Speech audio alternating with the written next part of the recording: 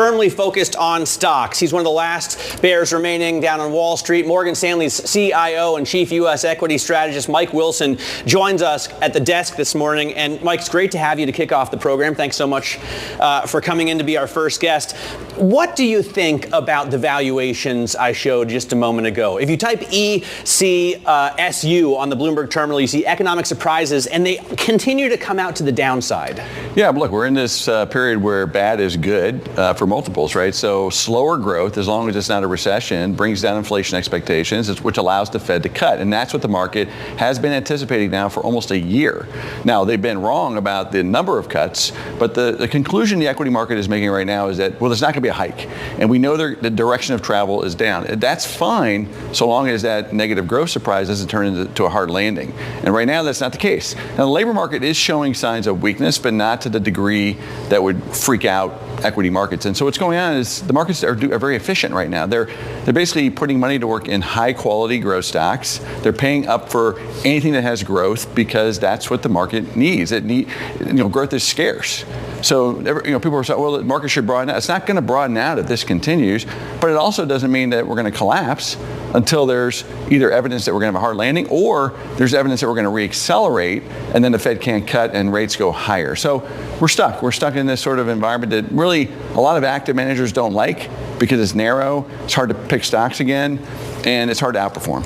Hard to outperform. It sounds like what you're saying, though, is that at the benchmark level, that narrow breadth, it doesn't necessarily mean that returns will be way down. No, not necessarily. And we did some work on this the last couple of weeks. It shows that when breadth is this bad, and by the way, it's historically bad, it's a 50-50 chance that it's bad, and it's 50-50 chance that it's good for the overall S&P 500 index. And so we play this game until it ends. And the game will change. The question is it going to be a situation where you have everything gets corrected lower, or can it broaden out to small caps, to more cyclical stocks, to other assets that don't have a multiple 40 or 50 times? Mike, you've written recently also that investors are increasingly becoming concerned about higher rates, perhaps even a rate hike down the corner. You look at this year and expectations for September, for example, but then you look on a longer horizon and the worries about fiscal spending here, spending from either a future Biden administration or a future Trump administration. How much worry do investors really have under the surface, and how could that throw the entire storyline off course? Right now, that concern is not there. Okay, and the way we measure that concern is the term premium. So rates have gone up this year from January, and it didn't affect the overall market multiples because it was not about term premium, meaning concern about fiscal sort of spending. It was about growth being better and, quite frankly, inflation being better. Now, there's a misnomer out there that higher inflation is bad for stocks. Not true. Higher inflation is good for smaller stocks. It's good for the average stock. What we have right now is we have a disinflationary boom, which really means that the few stocks benefit. So I don't think it's a risk now, but with our election, with the elections overseas that are going on, and more importantly, just the fiscal spending that's going on regardless of the outcome of the elections, I think it could come back into play later this year. One thing we're watching very closely is how they're funding the government. Okay, so we have the reverse repo, which is pretty well understood at this point. There's about $400 to $450 billion left. They can use that to fund bill issuance effectively. They still have a fairly large Treasury general account, so if they need to tap into that because they don't want to issue as much paper, they can do that. And then they still have the Fed, which is going to start curtailing QT now, which is effectively QE. Right, if they start reinvesting, which is what the end of QT is, that's about $600-700 billion annually of bond purchases. So they have the liquidity provisions in place, at least through the end of the year, I would argue, and then we'll see. So 25 could be a bigger challenge for that term premium. Do they have to go the other way? Does the Fed have to go the other way if Trump wins in November? Because he's talking about massive tariffs on the Chinese. He's talking about deporting millions of people from the U.S., obviously shutting down the border. That's all incredibly inflationary, right? Or it could be, at least according to Larry Summers. Yeah, it could be. I think the Fed is going to be patient on that because, look, these things all lag. Right? Even if those things happen, it won't take place until the first, second quarter of next year, and then the impact on the actual data will be a year from now. So I think the Fed is probably is on track now. I think they want to cut rates. They want to cut rates more than 25 or 50 because the curve is inverted by a significant amount. So 25 basis points doesn't doesn't do a lot. I don't think 25, 50 basis points changes this dynamic that we're seeing in the equity market, meaning the kind of scarcity of growth, paying up for growth in a way that we've been seeing. Now, if we were to get 100 basis points or 150 basis points of cuts without a hard landing, then we could maybe see some rotation away from these leaders. Well, we'll see, of course. So far, the data hasn't even allowed them to do 25 basis points, so we'll see if that starts to cooperate. I do want to talk about earnings season, because in addition to this show launch, we also do have earnings season kickoff this week. And I was taking a look. If you take a look at expectations for 12-month forward earnings, they're at all-time highs right now. I mean, how high is the bar for corporate America, and can it actually meet that? It's actually an interesting kind of observation, because the reality is, yes, forward 12-month numbers are going up, but they're going up because we're moving out in time. And I would argue that 2025 estimates are, no one's even really done the math on that. No one has really actually calculated no one's estimating 2025. All they're doing is estimating the next 2 quarters and then rolling forward some sort of growth rate. So I would argue that earnings estimates have been coming down on a quarterly basis. Like for the last 18 months, each quarter gets revised lower, they jump over the lowered bar. And that's exactly how we're set up for this quarter, again, which is that earnings have been coming down, they'll probably meet the expectations, beat them. And this is where I think we could start to see 25 estimates come down. Typically in the second half of the year, the market and analysts start to look ahead and say, actually 25, we're going to have to revise this. And the wild card is starts with the fourth quarter of this year. That's the big hockey stick of expectations. That's where the expectations get challenging.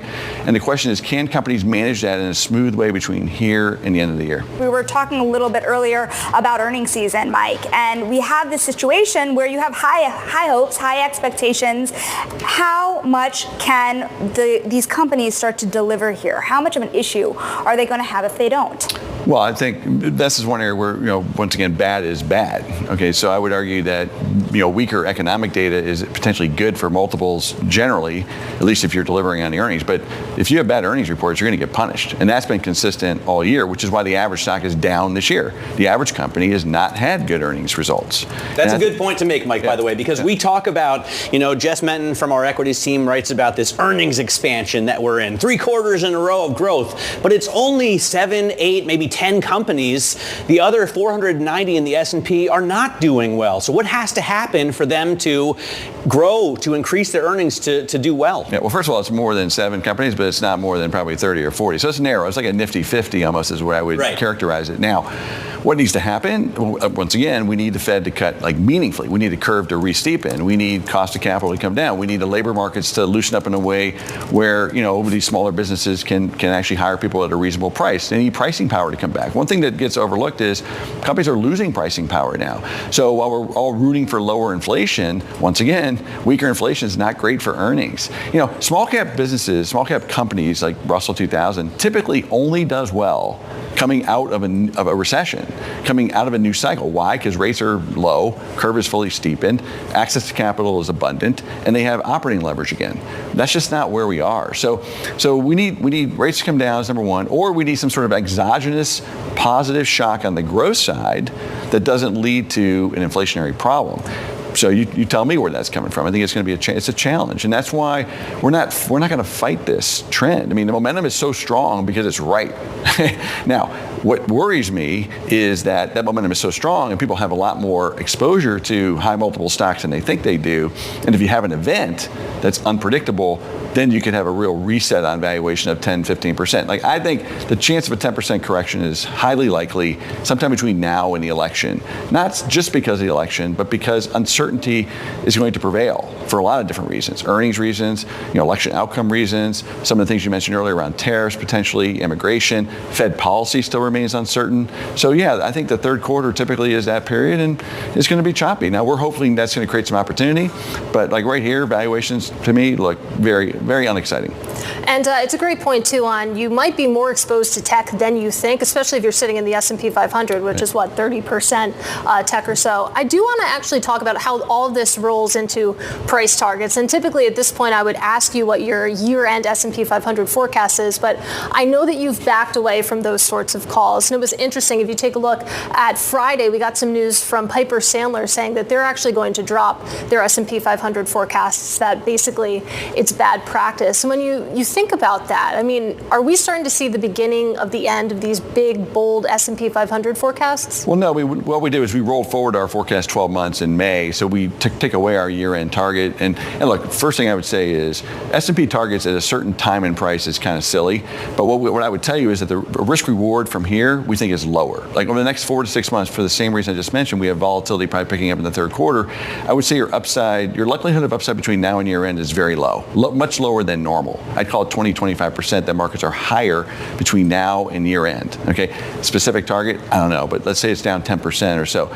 Then we would get interested. Then we'd be interested to say, okay, maybe there's some things happening at the index level.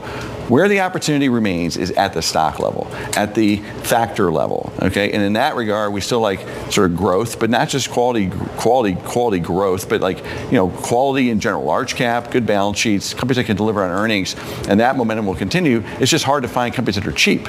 So if they were to come in 10%, then we'd probably get interested again. Hey, Mike, elephant in the room here. Theory of strategy. You just lost perhaps your biggest competitor on Wall Street had stepped down from his post at JP Morgan.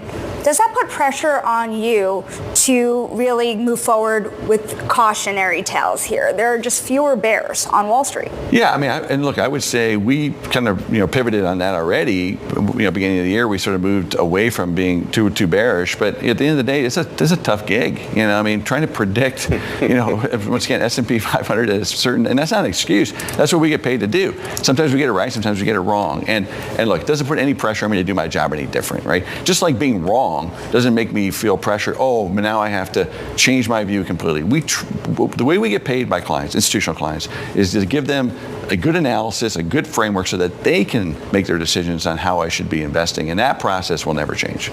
Well, you've done that for us, so we really appreciate you coming in. Mike, thanks so much. Mike Wilson, there, Morgan Stanley CIO and Chief U.S. Equity Strategist.